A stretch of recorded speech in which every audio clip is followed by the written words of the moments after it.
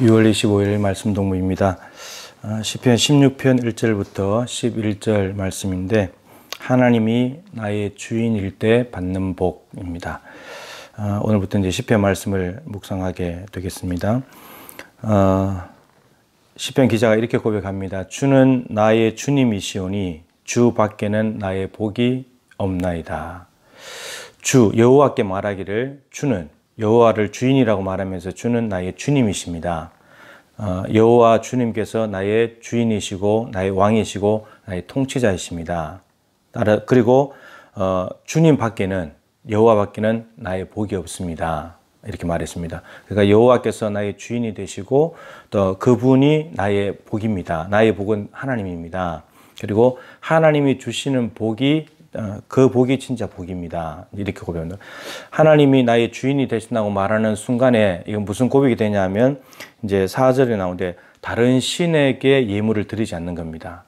다른 신이 내 주인이 아니니까 하나님이 주인이기 때문에 다른 신에게 예물 드리지 않고 피의 전제를 드리지 않고 이름도 부르지 않는, 이게 하나님이 나의 주인이시고 나의 왕이 되시다는 표현입니다. 그럼 이거를 하나님께로 바꾸면 하나님께 예배드리고 하나님의 이름을 부르는 것이 하나님이 나의 주인이라는 사람의 표현이겠죠. 그리고 그 사람에게 그렇게 고백할 때 하나님이 주시는 복이 있는데 마치 이런 거죠. 여호와는 나의 목자시니 내게 부족함이 없으리로다. 이 고백과 똑같은 겁니다. 그래서 하나님을 나의 주인으로 삼았더니 하나님이 부족함이 없게 복을 주시는데 어떤 복을 주시느냐. 첫 번째는 하나님께서 나의 삶의 자리를 지키신다라고 말합니다. 하나님께서 줄로 지어준 내가 살아가는 삶의 구역, 나에게 나눠주신 분깃, 그것을 하나님께서 보호하신다. 하나님이 주신 것은 하나님이 보호하신다. 여러분, 내 삶의 자리 하나님이 줄로 지어준 구역입니다. 그 구역은 아름다운 것이고 사랑하십시오. 하나님이 그것을 책임지시기 때문입니다. 그리고 두 번째는 하나님의 교훈이 있어서 복이 있답니다. 하나님께서 날마다 교훈을 하시니까 흔들리지 않는답니다. 이 교훈은 가르침이죠. 가르침은 어디로 가야 될지, 무엇을 해야 될지, 어떻게 해야 될지를 하나님이 가르쳐 주시는 겁니다. 그렇게 가르침을 받았을 때는 흔들리지 않는다, 요동하지 않는다는 겁니다. 그렇다면 나의 주인이신 왕이 하나님께서 주시는 교훈을 버려버린다면, 무시해버린다면 나는 흔들리게 되는 거죠. 여러분, 세상이 나를 뒤흔들고 풍랑이 일어나고 이렇게 막 그것 때문에 흔들리는 것 같지만 실제로는 하나님의 가르침을 버리는 순간 우리는 흔들려 버립니다. 뭐가 흔들리느냐? 그 다음에 이렇게 되겠습니다. 흔들리지 않게 되었을 때 결과적으로는 마음이 기쁘답니다.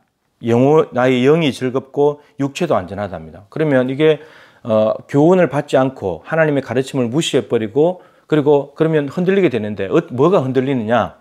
마음이 기쁘지 않은 겁니다. 마음이 흔들려 버리는 거예요. 영혼이 떨리는 겁니다. 즐겁지 않은 거예요. 슬픈 거예요. 두려운 거예요. 그리고 이 육체도 안전하지 못한 거예요. 그런데 흔들리니까. 그래서 실제로 이스라엘 백성들을 보면 하나님의 가르침을 따라갔을 때 그때는 이스라엘 백성들이 기쁨이 있었습니다. 즐거움이 있었습니다. 승리가 있었습니다. 모두가 안전하게 살았습니다. 그런데 이스라엘 백성들이 하나님의 가르침을 버리는 순간 저들은 두려워하기 시작했습니다. 마음에 즐거움이 없었습니다. 적들로부터 공격을 받았습니다. 삶이 궁핍해졌습니다. 탄식 소리가 들려왔습니다. 그렇게 돼버린다는 겁니다. 그래서 하나님의 가르침, 그 가르침은 생명과도 같은 것인데 그 가르침을 늘 듣고 따라가고자 할 때 내가 흔들리지 않고 이 힘든 세상을 흔들리지 않고 살아갈 수 있는데 우리의 마음이 기쁘고 우리의 영이 즐겁고 육체도 건강하게 안전하게 살게 된다고 말씀하십니다. 그렇게 되니까 결국은 수월에 버리지 아니하시며 그리고 멸망시키지 않는, 흔들리지 않는다는 말은 하나님이 꽉 붙잡고 계시니까, 꽉 붙잡고 계시기 때문에 수월에 버리지도 않고 그리고 멸망시키지도 않기 때문에 그렇습니다. 그러니까 하나님의 가르침을 귀하게 여기는 사람을 하나님도 귀하게 여긴다 이겁니다. 하나님께서 말씀하셨는데 무시하지 않고 받아들이고 그 말씀대로 살아가려고 하는 사람은 하나님께서 보호하신다. 멸망시키실 이유가 없고 소홀히 버리지도 않고 우리 마음이 즐겁고 기쁘게 해주신다. 그리고 주님께서 생명의 길을 보이실 텐데 늘 우리에게 말씀하시잖아요. 네 앞에 생명과 사망, 복과 저주가 있다. 네가 선택해라. 근데 나는 네가 생명을 얻기 위해서 너는 복을 얻기 위해 생명을 선택하면 좋겠다. 생명을 선택하면 좋겠다. 그렇게 말씀하시죠. 그래서 그 생명의 길에는 뭐가 있냐면 충만한 기쁨이 있고 즐거움이 있답니다. 우리가 오늘 또 길을 선택하며 살아갑니다. 생명의 길을 갈 것인가? 근데 그 생명의 길은 주 앞에 있다고 합니다. 주께서 생명의 길을 보여주신답니다. 여러분, 우리는 이게 생명의 길인지 사망의 길인지 잘 모릅니다. 그런데 하나님께서 생명의 길을 보여주신답니다. 그러면 우리가 그걸 봐야 되겠고, 그걸 보고 따라간다면 그 길에는 기쁨이 있고 즐거움이 있답니다.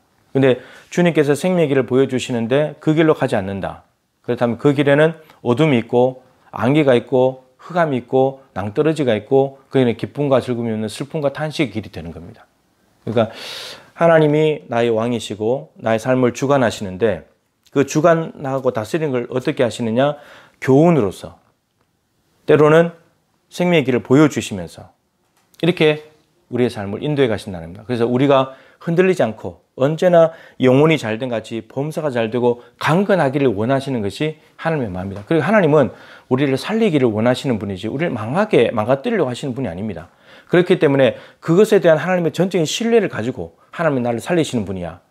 나에게 좋은 길을 주시려고 하는 분이야. 나를 즐겁게 하기를 원하시는 분이야. 내가 즐겁게 살기를 원하시는 분이야. 이런 마음을 가지고 그분을 신뢰하고 그분의 가르침과 그분이 보여주신 길을 믿고 따라간다면 우리는 날마다 기쁨의 삶을 살아갈 수가 있다는 거죠. 내 주 예수 모신 곳이 그 어디나 하늘나라. 주님을 모시게 되면 높은 산이 거친 들이 초막이나 궁궐이나 어디에 있냐? 그것이 중요한 것이 아니라 주님을 모시만 한다면 어디든지 하나님 나라를 누릴 수 있다는 겁니다. 오늘도 하나님을 나의 왕으로 모셔서 그분이 나의 복이시고 그분이 주시는 복을 받아 누려야 될 텐데, 그래서 우리가 그분의 교훈 가르침, 그분이 보여주시는 생명의 길, 그 교훈이 생명의 길이겠죠. 그 길로 따라간다면 오늘 하루 우리에게는 기쁨과 즐거움이 충만하게 될 것입니다. 아까 말씀드렸는데 영혼이 잘된 같이 범사가 잘되고 강건하시기를 주님의 이름으로 축복합니다. 하나님 아버지, 우리가 살아가는 세상은 힘들고 또 우리는 한 치 앞도 내다볼 수 없기에 어디로 가야 될지 알지 못합니다. 근데 우리는 누군가를 의지하고 누군가를 따라가게 되어 있습니다. 근데 오늘 시편 기자는 여호와 그분을 나의 주인으로 모시고 그분밖에는 복이 없다고 말하고 있습니다. 왜냐하면 그분은 교훈을 통해서 흔들리지 않는 삶을 우리에게 허락하시고 생명의 길을 보여주시면서 기쁨과 즐거움을 주시기를 원하시는 분이기 때문에 그 하나님만 여호와 안 붙들고 살아간다고 말합니다. 하나님, 우리도 여호와는 나의 목자시니 내가 부족함이 없으리로다. 다윗의 이 고백이 우리의 고백이 되게 하시고 오늘 하루하루의 고백이 될 수 있도록 은혜 베풀어 주시옵소서. 예수님의 귀하신 이름으로 간절히 기도드립니다. 아멘. 여러분 기도하시고 오늘 하루 살아가시길 축복합니다.